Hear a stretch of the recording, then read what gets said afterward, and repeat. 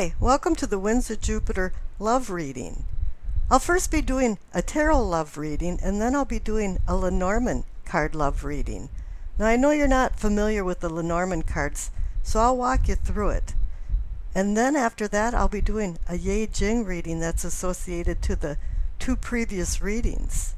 Now let me explain my tarot love reading and how it works. First of all, I go card by card until I find the Two of Cups or the Lover's card, or any court card from your sign.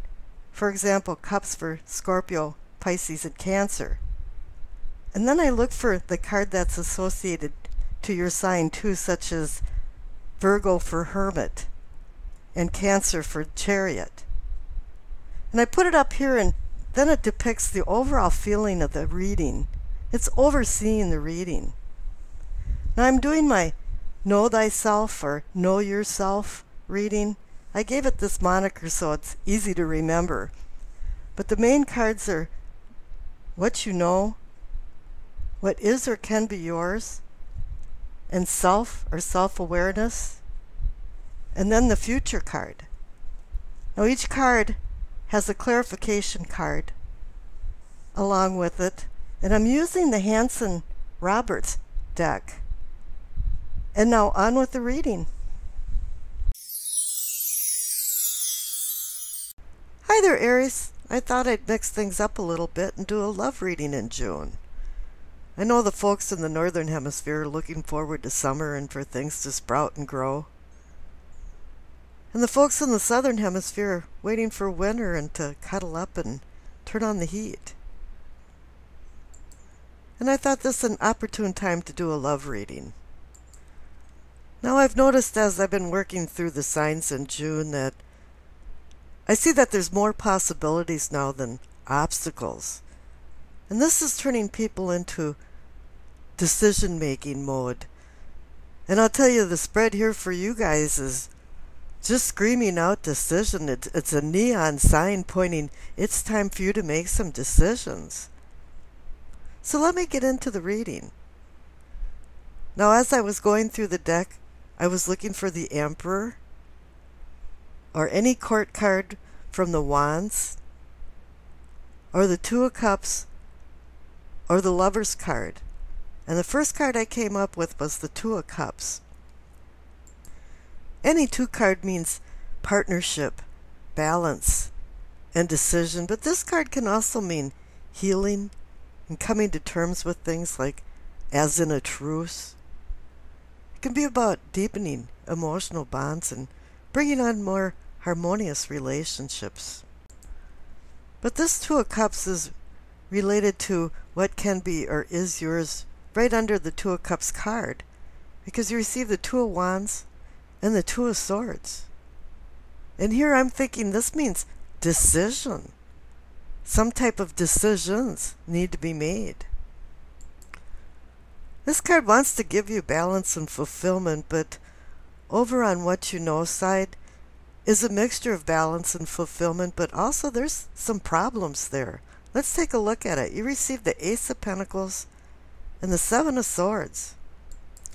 This is kind of like a good news, bad news story. The Ace of Pentacles is indicating a new beginning. A pentacle is being extended with an offer of possibly more pentacles, gifts of value, and fates of fortune. And this is for wealth, health, and well-being. It's giving you a real-time potential for success and money, business matters, and even eclipsing financial struggles that you've had recently. This card wants you to be the practical planner of the crowd, with structure and responsibility as the bottom line. But I have a feeling this Pentacle card actually means pentacle.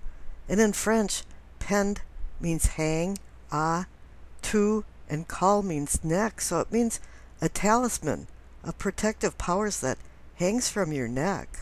It's time now for you to set some realistic dreams and have the ambition of hard work to reap the financial rewards that you're seeking. But there's always a party pooper in the crowd, and here you've got the Seven of Swords, the charlatan, the flim-flam man, somebody that's sneaking off with something of yours, or manipulating you. This is forcing you to be one step ahead and trying to outsmart the sly fox. But overall, I always see this card as somebody sneaking off with your emotions.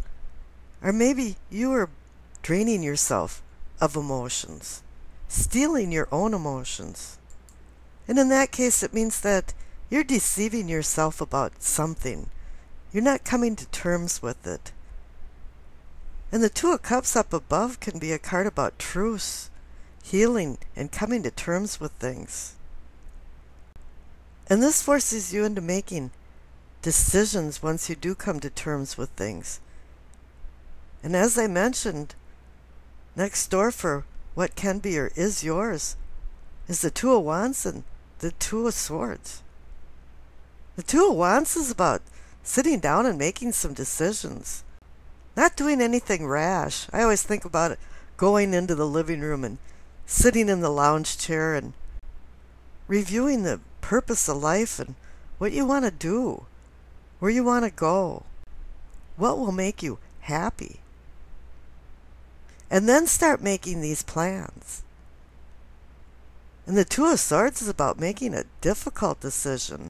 She's got her arms over her heart chakra, saying, yeah, there's some opposing forces that have put me into some kind of dilemma that has forced me into a corner to make a decision or decisions. But you want to make the decisions so it's a win-win situation for everyone. And a lot of times one size doesn't fit all. And if you prioritize yourself and make yourself happy, then you can make other people happy too. Because the Two of Cups card indicates that you have to be happy and make yourself happy and love yourself before you can make other people happy and love other people. Now on the right for self or self-awareness, you receive the Queen of Swords and the Emperor. Now you couldn't find any more straight shooter than the Queen of Swords. She uses intellect and not any emotions to make her decisions. And I think this is what she's trying to say to you, that when you make these decisions that are now offered to you and giving you some opportunity with the Two of Wands, it's nice to have some emotional backdrop in it, but you really have to get down to the tacks and make some good decisions for yourself. And the Emperor is indicating that too, because he's about structure and organization, making rules and boundaries in his empire for civility. You have to adopt the no-nonsense stature of the Queen of Swords, because her sword can cut the rope of bondage and confusion that's been swirling around you, having to make decisions and knowing that you or somebody is stealing something from you. And with this being a love reading, it's probably emotions and you holding yourself back from loving yourself. It's not a selfish act to love yourself. Now over on the right for the future is the King of Swords and the Devil card. Now I think the Devil card is the whole pivotal card of this reading. Somebody's stealing from you and you're stealing from yourself. Maybe you're in some type of denial. But the Devil card means bondage, and you've got tangled up in some kind of web. And you've been resisting decisions that need to be made. The funny thing is that it's a decision not to make a decision. There's a lot of pitfalls involved in making decisions, and if you're using your shadow self, you're going to make selfish decisions, disruptive, hedonistic decisions. You're going to overload yourself with some type of obsessions or addictions.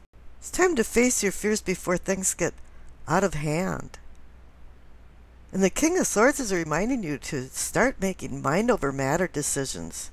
You mind and you matter. It's time now not to be a tyrant, but a fair judge. The King of Swords grew up from being a knight, and he exchanged his chainmail for a courtroom. And he's a mini emperor. And the emperor is you. The emperor is Aries.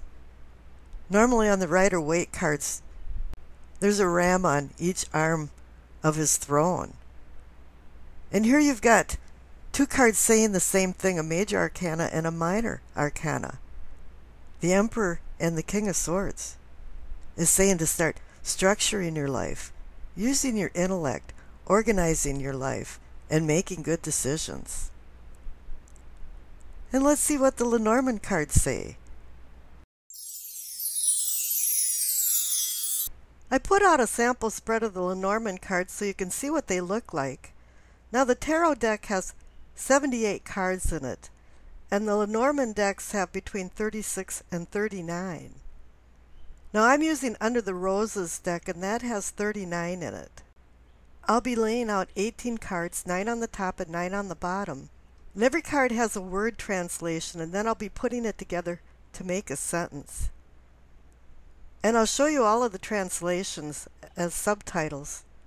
And then I'll read you the sentences, and after that I'll put the sentences on slides so you can read them yourself.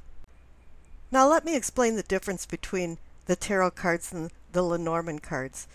The tarot cards are your response to a certain situation, and it's more emotional and psychological. Where the Lenormand cards give you real-time action of what is happening. The tarot cards are about emotion, and the Lenormand cards are dispassionate, and it goes on from subjective to objective, verbs to nouns, psychological to physical, feeling to seeing, participant to spectator.